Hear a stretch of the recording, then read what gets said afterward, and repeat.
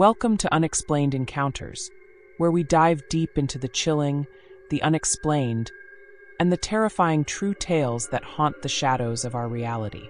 Tonight, we unravel a story that blends the past with the present.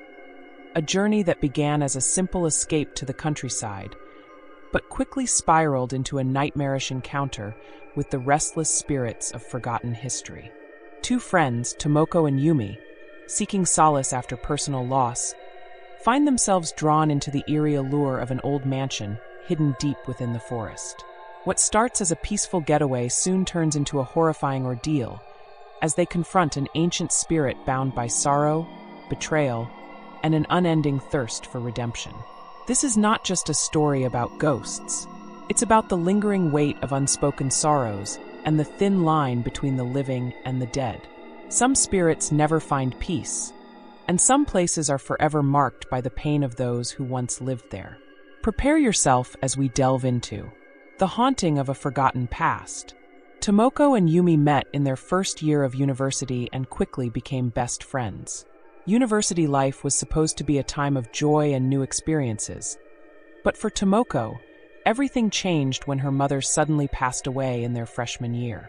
Tomoko turned quiet, spending most of her days alone, sitting by the classroom window, lost in thought. Whenever she saw other students laughing and chatting with their parents, she felt a deep pain and emptiness inside. Yumi, a cheerful and optimistic girl, couldn't bear to see her friends so down. She wanted to help Tomoko get out of her sadness and suggested they spend the summer break together at her grandmother's house in her hometown. It's a big, beautiful old mansion with a large garden. The air is fresh and you'll feel much better, Yumi said, hoping to lift Tomoko's spirits. Tomoko's father agreed, thinking it might be good for his daughter to get away and not be constantly reminded of her loss. So, with a mix of anticipation and unease, Tomoko joined Yumi on a trip to the countryside, hoping to find some peace. The journey from Tokyo to Yumi's hometown was long and tiring. They took several hours by train, watching as the bustling cityscape gradually gave way to vast fields, rolling hills, and serene countryside. The train finally pulled into a tiny station with barely any passengers. From there, they switched to a bus that meandered through winding rural roads, lined with dense forests and endless rice paddies. Occasionally, they passed a few scattered farmhouses, their thatched roofs peeking out among the greenery. The fields glowed in the afternoon sun, and farmers were busy tending to their crops. When they finally got off at a small town's last stop, they were greeted by a tranquil, almost timeless landscape. The air was crisp and filled with the scent of soil and fresh grass, far removed from the noise of the city. After disembarking, they still had to walk a winding path through the woods. The trail was covered by tall trees, with sunlight filtering through the leaves, creating a dappled pattern on the ground. A clear stream ran alongside, and birds occasionally flitted overhead. This place is beautiful. It feels like stepping back in time, Tomoko said, taking in the serene surroundings. Yumi smiled and nodded. Yes, it hasn't changed much. It always feels like coming home. After nearly an hour of walking, they finally arrived at Yumi's grandmother's house, a grand old mansion nestled deep in the woods. The mansion was a classic example of traditional Japanese architecture, exuding a sense of history and mystery. The roof was covered in dark tiles, and the walls were weathered with age. Wind chimes hung under the eaves, gently ringing in the breeze. In the courtyard, ancient pine trees stood tall, their branches twisting like old arms, and the ground was covered with moss, giving the place a sense of being untouched by time. "This is my grandmother's house," Yumi said, a hint of pride in her voice. Tomoko was awestruck. The mansion, though aged, still retained a sense of grandeur and quiet dignity. Stone lanterns lined the entrance, and the mansion was surrounded by high walls, giving it a secluded, almost fortress-like feel. They pushed open the heavy wooden doors and stepped into the courtyard. Inside, the garden was lush with plants, old stone pathways, and ancient stone lanterns that stood guard along the way. As Tomoko breathed in, she was met with a strange, unsettling smell. A sour, rotten stench mixed with the musty scent of damp wood. Yumi noticed Tomoko's expression and quickly explained, "My grandmother's been making a lot of pickles lately, so the smell is a bit strong." Tomoko forced a smile, though she couldn't shake the feeling that the odor was more than just pickles. It was as if something had been left to rot in the dark, hidden corners of the mansion. Inside, Yumi's grandmother welcomed them warmly. She was a kind-looking elderly woman with white hair and a gentle demeanor. She greeted Tomoko with kindness, expressing delight at having visitors. The grandmother explained that the strange odor was due to her making pickles that were stored in the basement. Tomoko felt somewhat reassured, although the smell continued to bother her. The grandmother led them through the mansion, showing them each room. The rooms were separated by traditional paper sliding doors, and the walls were adorned with old paintings depicting scenes of noble life in ancient Japan. The wooden floors creaked with every step, echoing through the long, shadowy corridors. The decor was elegant, but the air felt heavy and cold, as if the mansion held onto the memories of long-forgotten times. Tomoko noticed how dark and narrow the hallways were, and the flickering light from outside barely illuminated the dim rooms. The entire mansion seemed to be wrapped in a veil of melancholy, a sense of stillness that made Tomoko's skin crawl. As she walked through the corridors, she felt as though the eyes from the old paintings followed her every move, watching silently from the past. The next morning, Yumi suggested they explore the nearby fields and forest. The early morning air was cool, and the dense forest that surrounded the mansion seemed both inviting and mysterious. They walked along a narrow path that led deeper into the woods, where tall trees formed a canopy overhead, their branches intertwining like ancient, gnarled hands. The sunlight struggled to pierce through the thick foliage, creating an ever-shifting dance of light and shadow on the ground. "There's a big temple nearby. It's quite special," Yumi said as they made their way up an old stone staircase, covered in moss and partially obscured by overgrown bushes. The steps wound upward, and as they climbed, Tomoko noticed how the forest around them grew denser, the air cooler and quieter. Eventually, the temple came into view, a grand structure hidden deep within the forest. Its towering red gates stood imposingly against the backdrop of green, and the walls of the temple were adorned with intricate carvings that told stories of old. The place felt ancient and untouched, a forgotten corner of the world where time seemed to move slower. But what caught Tomoko's attention was the small stone statue near the entrance. The statue was about knee-high, depicting a childlike figure with a sorrowful expression, hands clasped in prayer. Next to the statue stood a plain, unmarked gravestone, its surface weathered and cracked, with no inscriptions to hint at its purpose.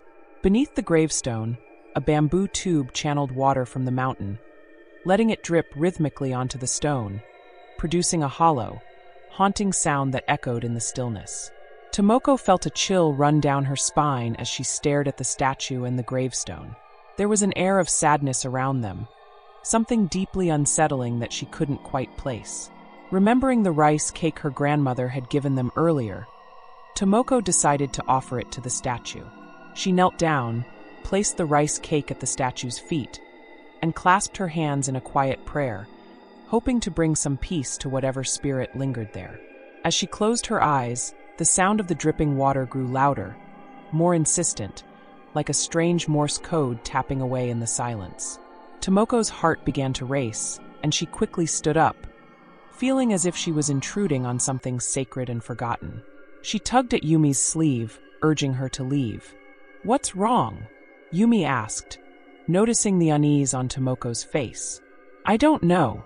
That statue in the grave, they just feel wrong," Tomoko whispered, casting one last glance at the small figure before they turned away. They made their way back to the mansion, but Tomoko couldn't shake the sense of dread that had settled in her chest. The image of the statue's sorrowful face and the sound of the dripping water lingered in her mind like an unwanted guest, refusing to leave. She couldn't explain why, but something about that place felt terribly, hauntingly wrong. By the time they returned to the mansion, the sun had already set. Yumi's grandmother had prepared a hearty dinner for them, with various dishes laid out on the table. However, Tomoko quickly noticed that each dish contained pickles in some form, whether mixed into the salad served as a side, or even flavoring the soup. The pungent, sour smell of the pickles filled the room, mingling with the stale, musty odor that Tomoko had smelled earlier. She forced herself to eat, trying not to gag at the overpowering scent. After dinner, the mansion fell into a heavy silence. Tomoko lay on her futon, staring at the ceiling. The wooden beams creaked faintly, and the paper doors rustled in the gentle night breeze. The quietness was unsettling, broken only by the occasional whisper of wind against the paper-thin walls. Tomoko's mind kept drifting back to the temple, the stone statue, and the haunting sound of the dripping water. As she began to doze off, a soft, almost imperceptible sound reached her ears. A faint, rhythmic tapping, like the slow, deliberate footsteps of someone moving down the hallway. Tomoko's eyes snapped open. She held her breath, straining to listen. The sound grew louder, each step accompanied by the creak of old floorboards. It was slow, almost as if whoever was walking was dragging something heavy along. Tomoko cautiously turned her head towards the paper door that separated her room from the hallway. Through the thin paper, she could make out a shadow, a tall, slender figure moving ever so slowly down the corridor. It was a woman, her silhouette elongated and distorted by the dim moonlight that filtered through the window. She wore an old-style kimono, layers of fabric rustling softly as she moved. Her steps were heavy and deliberate, as though she carried the weight of centuries on her frail frame. Tomoko's heart pounded in her chest. She watched, frozen, as the figure continued to shuffle down the hallway, stopping just outside her door. The woman's face was obscured in shadow, but Tomoko could see the glimmer of dark, hollow eyes staring straight ahead, unmoving. A sudden wave of nausea hit her as the smell intensified. A fetid stench, far worse than the pickles, like something rotten and decaying. Terrified, Tomoko squeezed her eyes shut, pulling the covers up over her head. The footsteps stopped right outside her room, and Tomoko could feel the presence of the woman standing just on the other side of the door, watching her. She could hear a faint, ragged breathing, low, strained, as if the figure was struggling for air. Tomoko's mind raced. She desperately tried to rationalize what she was hearing. Perhaps it was just the wind, or her imagination playing tricks on her after a long, exhausting day. But deep down, she knew that this was no mere illusion. The air felt cold and oppressive, as if the very walls of the mansion were closing in on her. She lay still, her body rigid with fear, until finally, the footsteps resumed, shuffling away down the hallway. Only then did Tomoko dare to open her eyes, gasping for breath. She didn't sleep for the rest of the night, her senses on high alert, dreading that the shadowy figure might return. The following nights, Tomoko's unease only grew. Every time she tried to sleep, she could hear those faint footsteps echoing in the hallway, each step heavy with the weight of something unseen. The figure of the woman appeared night after night, pacing slowly in the corridor, her presence almost palpable through the thin paper doors. Tomoko's exhaustion mounted, and each night, the woman seemed to come closer, lingering longer outside Tomoko's room. One particularly dreadful night, Tomoko woke to find the paper door slightly ajar. The moonlight filtered into the room, casting pale beams that barely illuminated the futon where she lay. Tomoko's breath caught in her throat as she saw the woman standing right at the threshold of her room. The figure's face was partially obscured by the darkness, but Tomoko could make out the sallow, ghostly pallor of her skin, her hair pulled back tightly in a traditional bun, framing a face devoid of expression. The woman's eyes were empty, sunken into her skull, and as she gazed into Tomoko's room, her lips moved ever so slightly as if she were whispering words that could not escape her throat. Tomoko felt paralyzed, as if an invisible force pinned her to her futon. The air grew thick and stifling, and Tomoko struggled to draw a breath. The stench of decay filled her nostrils, sickly sweet and overpowering, as if something long dead had been dragged into the room. Tomoko wanted to scream, but her voice seemed to have abandoned her. She could only watch in horror as the woman took a slow step forward, her wooden sandals clacking softly against the floor. The closer she got, the more distorted her features became, as if her face were melting under the pale light of the moon. Tomoko's vision blurred with tears of terror, and she squeezed her eyes shut, praying that it was all just a nightmare. But the footsteps didn't stop. The woman moved closer still, until Tomoko could feel the chill emanating from her ghostly figure. The woman's hand, pale and skeletal, reached out toward Tomoko, fingers trembling as if they were struggling to maintain their form. Just before the hand could touch her, Tomoko felt a sudden rush of cold air, and when she dared to open her eyes, the woman had vanished, leaving only the lingering scent of rot. The encounter left Tomoko shaken to her core.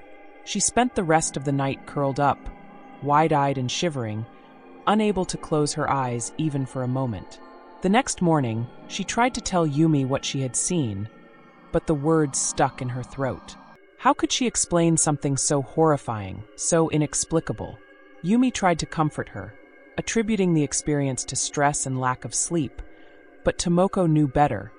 What she saw was real. As the days passed, Tomoko's fear deepened.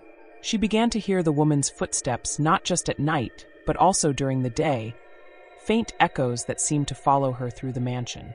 Even in the bright light of morning, Tomoko felt as though the woman's shadow loomed just out of sight, watching her every move.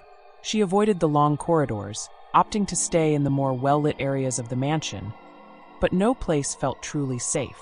One afternoon, while wandering through the mansion's extensive garden, Tomoko caught a glimpse of something that made her blood run cold. Near the old well at the far end of the garden, she saw the woman's silhouette reflected in the water. The figure stood still, unmoving, her back turned to Tomoko. Tomoko's breath hitched, and she blinked, but when she looked again, the reflection was gone. The well, ancient and covered in creeping vines, now seemed like a gaping mouth, silently swallowing the ghostly apparition back into the earth. Tomoko's grip on reality began to slip. Her dreams were haunted by visions of the woman, who now appeared not only in the corridors of the mansion, but also in Tomoko's own room, standing at the foot of her bed. The dreams were so vivid that Tomoko often woke up drenched in sweat, her heart racing, convinced that the woman had been there, watching her sleep. Tomoko's nights turned into a blur of half-sleep and waking nightmares, each more terrifying than the last. Desperate for answers, Tomoko decided to confront Yumi's grandmother. She needed to know who the woman was and why she was haunting her. When Tomoko finally broke down and told Yumi's grandmother about her encounters, the old woman's face darkened with a mixture of sorrow and fear. She led Tomoko to the mansion's sitting room, where she retrieved an old photograph from a hidden drawer. The photograph was yellowed with age, depicting a beautiful young woman dressed in an elegant kimono, her expression serene yet melancholic. "This is the lady of the mansion," Yumi's grandmother said softly. "She was a noblewoman who lived here many generations ago. Her beauty was renowned, and many suitors came to seek her hand. But she fell in love with a young lord who ultimately betrayed her. She lost everything, her family, her honor, and her mind. She drowned her own newborn child in despair, unable to cope with the shame." Tomoko stared at the photograph, feeling the cold weight of the tragedy that had played out in the very rooms she now walked through. "But why is she still here?" Tomoko asked, her voice trembling. Yumi's grandmother sighed deeply. "Her spirit never left this place. She wanders the corridors, searching for the peace she could never find in life. She's not here to harm you, Tomoko. She's trapped, unable to move on." Desperate to help Tomoko, Yumi's grandmother decided to perform a purification ritual to release the trapped spirit of the noblewoman. She gathered ancient incense, rare herbs, and a ceremonial robe passed down through generations. The grandmother set up an altar in the mansion's central room, where the air was thick with the weight of unspoken memories. The walls seemed to close in, shadows flickering in the dim candlelight. As the ritual began, Yumi's grandmother chanted in a low, rhythmic voice, reciting prayers that resonated through the room. The smoke from the incense curled and twisted, taking on strange shapes as it filled the air. Tomoko watched nervously, feeling a chill run through her body as the temperature in the room dropped. The flickering flames of the candles cast eerie shadows on the walls, making the old paintings seem to come alive. The grandmother's voice grew louder, more urgent, as she called upon the spirit of the noblewoman. Suddenly, the air became icy cold, and the shadowy figure of the woman appeared, materializing in the thick smoke. Her eyes were hollow and sorrowful, her once beautiful face now contorted by centuries of pain and regret. She stood there silently, her ghostly form wavering like a mirage. Tomoko felt an overwhelming wave of sadness wash over her. This was no malevolent spirit. It was the soul of a woman who had suffered beyond measure, forever bound to the place of her deepest sorrows. The grandmother continued her prayers, her voice breaking with emotion as she pleaded for the spirit to find peace. The noblewoman's figure began to fade, the edges of her form blurring into the smoke. As she slowly disappeared, her expression softened, and for the first time, she looked at Tomoko, not with malice, but with a deep, unspoken understanding. The scent of decay faded, replaced by the faint, bittersweet aroma of cherry blossoms. And then, just as suddenly as she had appeared, the spirit was gone. The room fell silent. Tomoko let out a breath she didn't realize she'd been holding, tears streaming down her face. She turned to Yumi's grandmother, who was wiping her own tears away. Why didn't she ever hurt you?" Tomoko asked softly, still shaken by the encounter. Yumi's grandmother looked at Tomoko, her eyes reflecting a deep well of sadness and empathy. "She never harmed me because in some ways we were the same," the grandmother began. "I was not the original owner of this mansion. I came here after marrying into the family. My husband, Yumi's grandfather, passed away many years ago, leaving me alone in this vast, empty house." The grandmother paused, her gaze drifting to the old pine tree outside, its twisted branches reaching skyward. "I have known loneliness, too. I lost my family, my husband, and I've spent many years living here in solitude, just like her." She saw that I was not a threat, but rather a kindred spirit, a woman abandoned by time, just as she was. Tomoko listened, her heart aching for the grandmother and the noblewoman whose lives had been so tragically intertwined. It was not fear or hatred that had kept the spirit at bay. It was a silent understanding, a shared suffering that transcended death. The grandmother continued, her voice softening. "Sometimes, on those lonely nights, when I heard her footsteps in the hallway, I didn't feel afraid. I felt accompanied. I knew she wasn't here to harm me. We were just two souls, caught between the living and the dead, each finding solace in the other's presence." Tomoko wiped her tears, feeling a deep respect for the grandmother and the spirit that had haunted the mansion for so long. She realized that the spirit's presence was not a curse, but a lingering echo of a life marked by pain and loss. Tomoko knew she would never forget the noblewoman's sorrowful gaze or the quiet strength of Yumi's grandmother. As they prepared to leave the mansion, Tomoko looked back one last time. She imagined the noblewoman's spirit finally at peace, her restless wandering brought to an end by the grandmother's compassion and understanding. Though the mansion would always carry the weight of its tragic history, it no longer felt like a place of fear but one of remembrance, a silent tribute to those who had suffered within its walls.